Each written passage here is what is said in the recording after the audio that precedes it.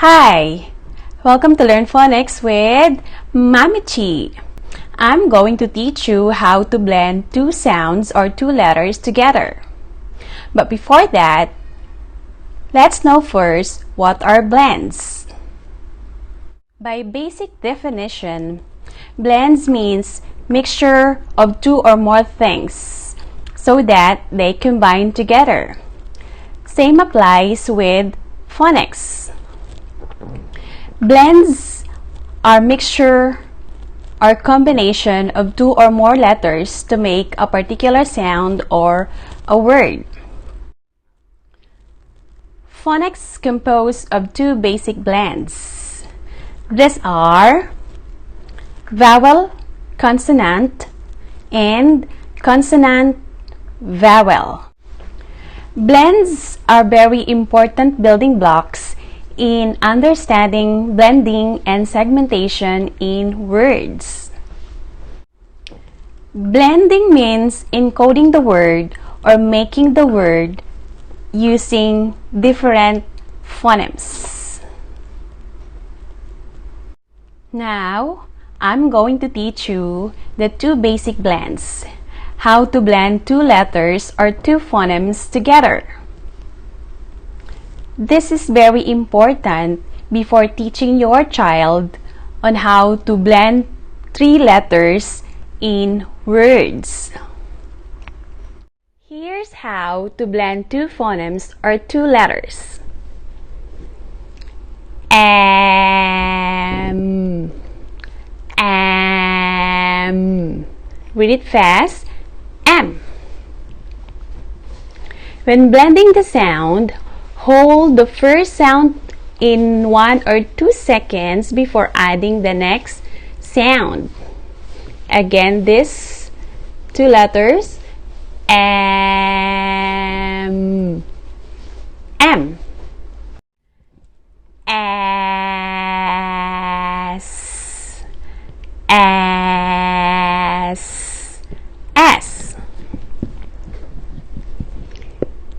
In.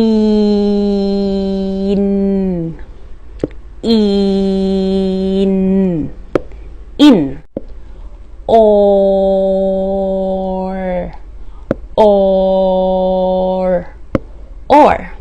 These two letters are two phonemes. Examples: am, as, in, or are examples of the basic blend vowel and consonant, or VC. V for vowel, C for consonant. Here are more examples of vowel and consonant blends. An. Add. Add. F.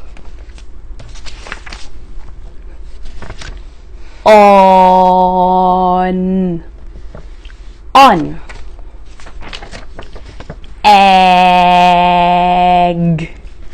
Egg.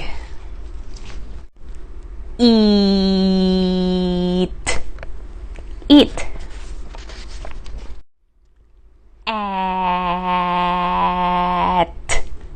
At. N.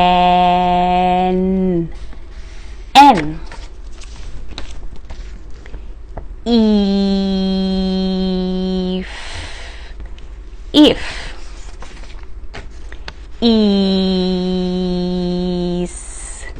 Is.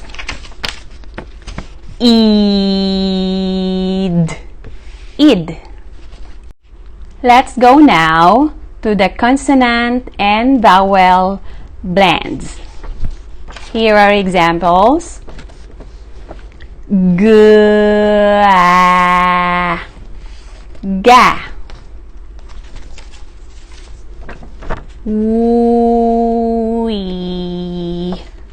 We.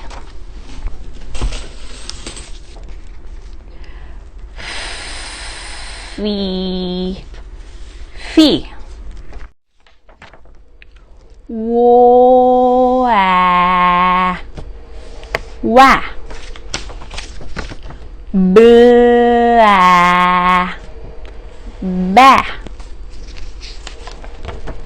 La, la. Sa, sa. Da, da. Le, le. Re, re. Bi, bi. Ni, ni.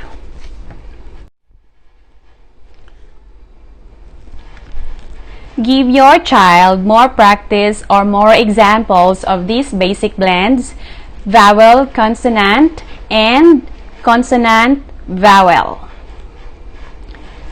Give him a lots of practice until the blending is automatic. A week or more practice for this. Once your child masters how to blend two phonemes or two letters together, you can now proceed with blending three letters or three phonemes in words, or the CBC pattern: consonant, vowel, consonant. So that's for now. Hope you like this video, and please don't forget to subscribe. Thank you for watching.